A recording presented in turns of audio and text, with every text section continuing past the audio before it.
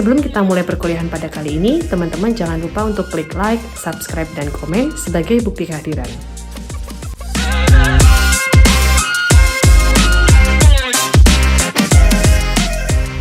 Selamat datang di channel saya, bersama saya Puspa Novitasari, dalam Praktikum Digital Marketing. Kali ini kita akan membahas materi merencanakan dan menyusun konten plan. Teman-teman silakan menyimak dan mencatat poin-poin penting dalam pembahasan ini. Jangan lupa klik like dan sertakan komen sebagai bukti kehadiran.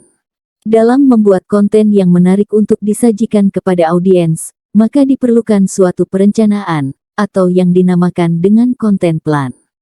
Konten plan adalah sebuah rencana atau strategi yang digunakan oleh tim pemasaran untuk memperkirakan konten yang akan diproduksi dan dipublikasikan dalam jangka waktu tertentu. Konten plan membantu tim pemasaran untuk memastikan bahwa setiap konten yang diproduksi memiliki tujuan yang jelas dan konsisten dengan tujuan bisnis, serta dapat membantu tim untuk mengatur waktu produksi dan publikasi konten secara efektif. Berikut ini merupakan contoh format konten plan. Terdapat dua bagian dalam konten plan. Bagian pertama menjabarkan identitas dari konten tersebut, seperti nama channel atau bisnis, niche, peak atau pembuat konten, dan periode. Dalam hal ini umumnya konten plan dibuat dalam periode bulanan. Bagian kedua adalah bagian inti dari konten plan, yang berisi tanggal perencanaan konten, tujuan, judul, media atau saluran konten, bentuk, isi, cetak atau call to action, dan terakhir hashtag. Dalam menyusun konten plan, terdapat beberapa langkah yang perlu untuk dilakukan. 1. Tentukan niche market. Langkah pertama dalam menyusun konten plan adalah menentukan niche market atau pasar yang akan dituju. Ini melibatkan identifikasi segmen pasar yang spesifik atau kelompok audiens yang akan menjadi fokus utama dari konten Anda. Dengan menentukan niche market, Anda dapat membuat konten yang lebih relevan dan menarik bagi audiens target Anda. 2. Atur jadwal publikasi konten. Setelah menentukan niche market, langkah selanjutnya adalah mengatur jadwal publikasi konten. Ini mencakup penentuan frekuensi publikasi, hari, dan waktu yang optimal untuk membagikan konten Anda kepada audiens. Dengan memiliki jadwal yang teratur, Anda dapat memastikan konsistensi dalam menghadirkan konten kepada audiens Anda. 3. Riset ide dan topik konten melalui Google Trends, maupun media sosial baik Instagram ataupun TikTok. Langkah berikutnya adalah melakukan riset ide dan topik konten. Anda dapat menggunakan berbagai sumber seperti Google Trends, Instagram, TikTok, dan platform media sosial lainnya untuk menemukan tren terkini, minat, dan topik yang relevan dengan niche market Anda. Ini membantu Anda menciptakan konten yang sesuai dengan minat dan kebutuhan audiens Anda. 4. Pilih tujuan dan platform yang digunakan untuk publikasi konten. Setelah menemukan topik konten yang tepat, langkah selanjutnya adalah memilih tujuan dan platform yang digunakan untuk publikasi konten. Platform yang digunakan juga harus dipilih berdasarkan preferensi audiens Anda dan kemampuan untuk mencapai tujuan Anda. 5. Tentukan bentuk konten dan isi konten. Selanjutnya, Anda perlu menentukan bentuk konten dan isi konten yang akan dibuat. Ini bisa berupa video reels, carousel, story, maupun single image, tergantung pada preferensi audiens Anda dan tujuan konten Anda. Isi konten harus informatif, bermanfaat, dan relevan dengan topik yang Anda pilih. 6. Tentukan CTA atau call to action. Langkah terakhir adalah menentukan CTA atau call to action untuk setiap konten yang Anda publikasikan. CTA yang jelas dapat membantu meningkatkan tingkat konversi dan mencapai tujuan pemasaran Anda. Selanjutnya kita akan membahas lebih detail dari masing-masing langkah tersebut. Langkah yang pertama adalah menentukan niche market. Niche market adalah bagian dari sebuah industri dengan target pasar dan konsumen yang lebih spesifik. Dari target pasar tersebut, seorang pebisnis atau marketer melakukan penjualan produk atau layanan yang ditawarkan. Cara ini sangat penting untuk dipertimbangkan saat ingin membangun bisnis di era sekarang, di mana persaingan semakin ketat dan luas. Menentukan target pasar yang lebih spesifik dapat membantumu meraih keuntungan yang lebih besar dibandingkan harus terjun ke dalam target pasar yang luas. Sebab, pada akhirnya seorang marketer tidak bisa menjual produk atau layanannya ke semua orang. Contoh sederhana dari niche market ada di dalam industri pakaian. Dalam industri tersebut, kamu menemukan pakaian untuk anak-anak dan juga pakaian untuk anak dewasa. Dari situ, sudah jelas bahwa ada yang menargetkan pakaian untuk anak-anak dan untuk orang dewasa. Kedua pasar tersebut memiliki spesifikasi yang berbeda, mulai dari harga, gender, usia, dan lain-lain. Contoh 1. Untuk niche market gamers. Jika Anda suka bermain video game dan menargetkan gamers sebagai niche market Anda, maka Anda bisa menawarkan beberapa produk berikut. 1. Produk ergonomis yang membantu gamers untuk bermain dalam waktu lama: kursi, joystick, kacamata anti-blue light. 2. Baju yang didesain dengan referensi video game. 3. Aksesoris untuk gamers yang bermain di smartphone. Contoh 2. Untuk niche market yaitu ibu yang memiliki bayi. Jika menargetkan ibu yang memiliki bayi sebagai niche market Anda, maka bisa menawarkan beberapa produk berikut. 1. Organic baby products. 2. Eco-friendly baby gear. 3. Baby wearing products. 4. Customized baby keepsakes. Langkah kedua dalam menyusun konten plan yaitu mengatur jadwal publikasi konten. Konten plan membantu tim pemasaran untuk mengatur jadwal publikasi konten dengan efektif. Dalam konten plan, tim pemasaran dapat menentukan kapan konten akan diproduksi dan kapan konten tersebut akan dipublikasikan. Hal ini dapat membantu tim pemasaran untuk menghindari situasi di mana konten dipublikasikan secara tidak teratur atau tidak konsisten, yang dapat mempengaruhi keterlibatan dan kepercayaan audiens. Untuk mempermudah penjadwalan publikasi bisa menggunakan kalender editorial yang dibuat ke dalam format MS Excel. Gunakan Meta Business Suite untuk membuat konten plan sekaligus posting di Instagram dan Facebook.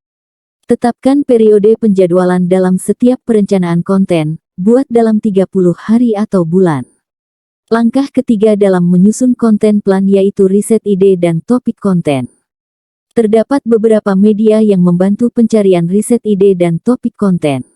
Teman-teman bisa menggunakan Google Trends untuk melihat topik-topik yang tengah hangat diperbincangkan di media online, kemudian bisa juga dengan memanfaatkan TikTok Creative Center, maupun menggunakan audio-audio populer melalui Instagram Trend Audio. Terkait cara riset ide dan topik konten melalui Google Trends, TikTok Creative Center, dan Instagram Trend Audio, berikut adalah penjelasan singkat untuk setiap platform. 1. Google Trends. Kunjungi situs web Google Trends di https://trends.google.com. Pada halaman utama, Anda dapat melihat tren pencarian terbaru atau mengetikkan kata kunci untuk mencari tren tertentu. Anda dapat menyaring tren berdasarkan lokasi, rentang waktu, kategori, dan jenis pencarian, misalnya pencarian web, pencarian gambar, atau pencarian berita. Gunakan hasil pencarian untuk menemukan topik yang sedang tren atau memahami bagaimana minat pengguna berubah dari waktu ke waktu. 2. TikTok Creative Center. Buka aplikasi TikTok dan masuk ke akun Anda. Pilih opsi Discover di bagian bawah layar. Gulir ke bawah dan pilih Trending untuk melihat video-video yang sedang tren saat ini.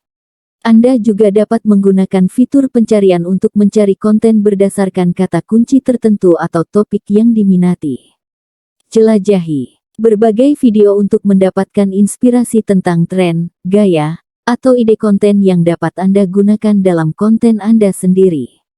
3. Instagram Trend Audio. Buka aplikasi Instagram dan buka tab Reels di bagian bawah layar.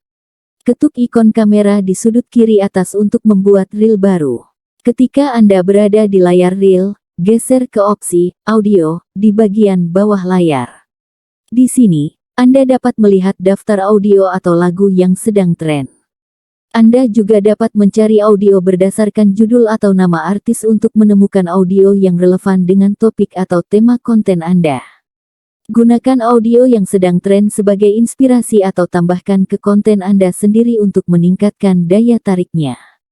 Dengan menggunakan platform-platform ini secara efektif, Anda dapat mengumpulkan ide dan topik konten yang menarik dan relevan dengan minat dan kebutuhan audiens Anda. Jangan lupa untuk selalu mempertimbangkan brand identity dan tujuan pemasaran Anda saat memilih ide konten. Langkah keempat dalam penyusunan konten plan yaitu pilih tujuan publikasi konten. Beberapa tujuan publikasi konten antara lain. 1. Entertainment, hiburan. Tujuan konten hiburan adalah untuk menghibur audiens dan memberikan pengalaman yang menyenangkan. Contoh konten termasuk game, challenge, meme, atau teka-teki yang dapat membuat audiens tertawa atau terlibat secara aktif. Fokus pada kreativitas dan keceriaan untuk menciptakan konten yang menghibur dan menarik perhatian. 2. Inspirasi. Tujuan konten inspirasi adalah untuk memberikan motivasi dan inspirasi kepada audiens. Contoh konten termasuk kutipan motivasi, kisah inspiratif, atau cerita sukses yang menginspirasi audiens untuk mencapai tujuan mereka. Gunakan konten ini untuk menggerakkan emosi dan menyampaikan pesan positif kepada audiens Anda. 3. Education, pendidikan. Tujuan konten pendidikan adalah untuk memberikan pengetahuan dan informasi yang bermanfaat kepada audiens. Contoh konten termasuk berbagi ilmu, tips dan trik, atau wawasan baru yang dapat membantu audiens meningkatkan keterampilan atau memecahkan masalah mereka. Fokus pada konten yang informatif, relevan, dan mudah dipahami oleh audiens. 4. Conversation, percakapan. Tujuan konten percakapan adalah untuk membangun interaksi dan keterlibatan dengan audiens. Contoh konten termasuk polling, pertanyaan yang memancing diskusi, atau tantangan yang mengajak audiens untuk berpartisipasi. Gunakan konten ini untuk mendorong audiens untuk berpartisipasi aktif dan berbagi pendapat mereka. 5. Koneksi. Tujuan konten koneksi adalah untuk memperkuat hubungan antara merek dan audiensnya. Contoh konten termasuk review produk, behind the scenes produk, atau testimoni pelanggan yang menunjukkan pengalaman positif dengan merek.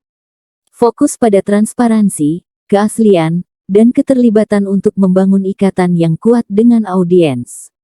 6. Promosi. Tujuan konten promosi adalah untuk memasarkan produk atau layanan kepada audiens dan mendorong tindakan tertentu, seperti pembelian atau pendaftaran. Contoh konten termasuk giveaway, promo diskon, atau promo buy 1 get 1 yang menawarkan insentif kepada audiens. Gunakan konten ini dengan bijak, dan pastikan untuk mempertahankan keseimbangan antara nilai tambah bagi audiens dan tujuan pemasaran merek Anda. Langkah selanjutnya dalam penyusunan konten plan adalah memilih platform publikasi konten yang tepat untuk Anda. Setiap platform memiliki karakteristik, audiens, dan fitur yang berbeda, sehingga penting untuk mempertimbangkan tujuan konten Anda dan kebutuhan audiens Anda. Berikut adalah penjelasan singkat tentang beberapa platform populer. 1. Instagram. Cocok untuk konten visual seperti gambar dan video pendek. Menjangkau audiens yang lebih muda dan berorientasi pada gaya hidup. Fitur seperti Stories, Reels, dan IGTV memungkinkan variasi dalam konten. 2.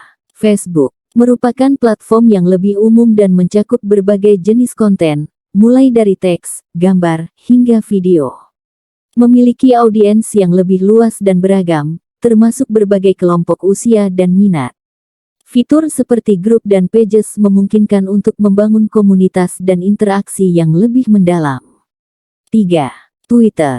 Cocok untuk konten yang singkat dan langsung seperti pembaruan status, tautan, dan gambar. Terutama populer di kalangan pengguna yang aktif secara politik, berita, dan tren terkini.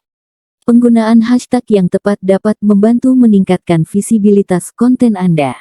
4. LinkedIn. Lebih fokus pada konten profesional dan bisnis. Cocok untuk berbagi artikel, pembaruan karir, dan informasi industri. Terutama berguna untuk membangun jaringan profesional dan memperluas peluang bisnis. 5. WhatsApp. Biasanya digunakan untuk komunikasi satu-satu atau grup. Cocok untuk konten yang lebih pribadi atau interaktif seperti layanan pelanggan atau pengumuman penting. 6. TikTok. Cocok untuk konten video pendek yang kreatif dan menghibur. Menjangkau audiens yang lebih muda dan bersemangat tentang tren dan kreativitas. 7. YouTube. Cocok untuk konten video yang lebih panjang dan informatif. Menyediakan platform untuk tutorial, ulasan produk, vlog, dan banyak lagi. Memungkinkan monetisasi konten melalui iklan dan sponsor. 8. Marketplace seperti Shopee. Cocok untuk konten yang berkaitan dengan penjualan dan promosi produk. Terutama digunakan untuk mencapai audiens yang tertarik dengan belanja online dan penawaran produk. Pilihlah platform yang paling sesuai dengan tujuan konten Anda, karakteristik audiens target Anda, dan jenis konten yang ingin Anda bagikan. Selain itu, pertimbangkan juga faktor-faktor seperti keberadaan Anda di platform tersebut, kemampuan untuk memproduksi konten yang sesuai, dan fitur-fitur yang tersedia untuk mendukung strategi pemasaran Anda. Langkah kelima dalam penyusunan konten plan adalah menentukan bentuk dan isi konten yang akan Anda buat. Berikut adalah penjelasan tentang berbagai bentuk konten yang umum digunakan dalam platform media sosial Instagram, Facebook, dan TikTok.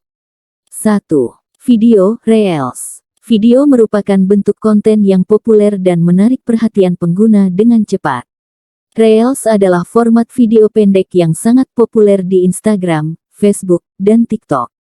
Konten video Reels bisa berupa tutorial, ulasan produk, behind the scenes, atau konten yang menghibur. 2. Carousel. Carousel adalah serangkaian gambar atau video yang ditampilkan dalam satu post atau kiriman. Ini memungkinkan untuk menampilkan berbagai konten atau cerita dalam satu post. Konten carousel bisa berupa galeri foto, langkah-langkah tutorial, atau penawaran produk yang berbeda. 3. Story. Story adalah konten yang bersifat sementara dan muncul di bagian atas feed pada platform. Konten story biasanya berupa gambar atau video pendek yang memberikan tampilan cepat tentang kehidupan sehari-hari atau cerita singkat. Story dapat digunakan untuk memberikan sneak peek produk, menjawab pertanyaan pengikut, atau membuat polling dan kuis interaktif. 4. Single image. Single image adalah konten yang terdiri dari satu gambar atau ilustrasi. Gambar tunggal sering digunakan untuk mempromosikan produk, menampilkan karya seni, atau memberikan kutipan inspiratif. Konten ini harus menarik perhatian dengan cepat dan mudah dipahami oleh pengguna. Sedangkan bentuk konten yang umum digunakan di WhatsApp yaitu 2. 1. WhatsApp Story. WhatsApp Story adalah fitur yang memungkinkan Anda untuk membagikan gambar, video, atau teks yang akan hilang dalam waktu 24 jam setelah diposting. Konten dalam WhatsApp Story biasanya singkat dan langsung, cocok untuk memberikan update singkat, pengumuman penting, atau konten yang menarik perhatian secara cepat. 2. Broadcast message di WhatsApp. Broadcast message adalah fitur yang memungkinkan Anda mengirim pesan ke banyak kontak sekaligus tanpa harus membuat grup. Konten dalam broadcast message dapat berupa teks, gambar, atau video yang disesuaikan dengan preferensi dan minat kontak Anda. Cocok untuk mengirim promosi, informasi produk terbaru, atau pesan-pesan yang relevan kepada audiens yang lebih luas. Dan bentuk konten yang umum digunakan di marketplace Shopee adalah Shopee Video. Shopee Video adalah fitur yang memungkinkan penjual membuat video promosi produk atau ulasan produk langsung di platform Shopee. Konten dalam Shopee Video biasanya berupa demonstrasi produk, ulasan produk, atau tutorial penggunaan produk. Cocok untuk menarik perhatian calon pembeli dan memberikan informasi yang lebih jelas tentang produk yang ditawarkan. Setiap bentuk konten memiliki keunggulan dan kekurangan masing-masing, dan penting untuk memilih yang paling sesuai dengan tujuan dan audiens Anda. Pertimbangkan karakteristik platform, preferensi audiens, dan kemampuan Anda dalam memproduksi konten saat menentukan bentuk dan isi konten yang tepat untuk konten plan Anda. Dan langkah keenam dalam menyusun konten plan yaitu menentukan CTA atau Call to Action. Call to action adalah gambar, tulisan, caption, arahan, yang mendorong pengunjung website melakukan tindakan tertentu yang Anda sarankan. Bentuknya berupa kalimat ajakan atau instruksi yang bertujuan mempengaruhi audiens agar mau melakukan tindakan yang Anda sarankan. Tindakan yang dimaksud di sini, antara lain kalimat yang mendorong audiens untuk melakukan pembelian, mengisi formulir berlangganan email, atau membaca halaman selanjutnya. CTA juga bisa disampaikan dalam bentuk gambar atau tombol yang bisa audiens klik sehingga mereka bisa langsung menuju ke halaman atau menu tertentu sesuai respons yang Anda inginkan dari audiens, misalnya link WhatsApp, link Shopee, link Instagram, dan lain-lain. Berikut merupakan contoh penulisan call to action pada salah satu konten di Facebook. Konten ini menampilkan promosi penjualan franchise yang memberikan link chat di WhatsApp. Penulisan call to action merupakan salah satu bagian yang wajib dalam publikasi konten, karena 1. Mendorong tindakan, CTA memberikan instruksi atau ajakan langsung kepada audiens untuk melakukan tindakan tertentu setelah mengonsumsi konten Anda. Hal ini membantu mengarahkan audiens ke langkah selanjutnya yang Anda inginkan, seperti mengunjungi situs web, mengisi formulir, atau melakukan pembelian. 2. Meningkatkan keterlibatan, CTA dapat membantu meningkatkan keterlibatan audiens dengan konten Anda. Dengan memberikan arahan yang jelas tentang apa yang diharapkan dari mereka, Anda dapat mendorong audiens untuk berinteraksi lebih aktif, seperti meninggalkan komentar, membagikan konten, atau mengikuti tautan yang Anda sediakan. 3. Mengarahkan lalu lintas, CTA membantu mengarahkan lalu lintas atau traffic ke situs web, halaman produk, atau halaman arahan lainnya yang relevan dengan tujuan pemasaran Anda. Ini penting untuk memperluas jangkauan dan memaksimalkan potensi konversi dari konten Anda. 4. Meningkatkan konversi, CTA yang efektif dapat membantu meningkatkan tingkat konversi dari audiens yang tertarik menjadi pelanggan atau pelanggan potensial. Dengan memberikan ajakan yang tepat dan menarik, Anda dapat merangsang minat dan memotivasi audiens untuk mengambil tindakan yang diinginkan. 5. Memperkuat branding, CTA dapat digunakan untuk memperkuat branding dan pesan merek Anda. Dengan memasukkan elemen brand voice dan nilai-nilai merek Anda ke dalam CTA, Anda dapat memperkuat kesan positif tentang merek Anda di mata audiens. Secara keseluruhan, penulisan CTA dalam publikasi konten membantu memaksimalkan efektivitas konten Anda dengan memberikan arahan yang jelas dan mendorong tindakan yang diinginkan dari audiens Anda. Itu adalah langkah kunci dalam mengoptimalkan kinerja konten dan mencapai tujuan pemasaran Anda. Nah, demikian pembahasan pada perkuliahan kita kali ini. Semoga menambah wawasan dan pengetahuan teman-teman semua. Kita ketemu lagi di lain kesempatan. Terima kasih. Assalamualaikum warahmatullahi wabarakatuh.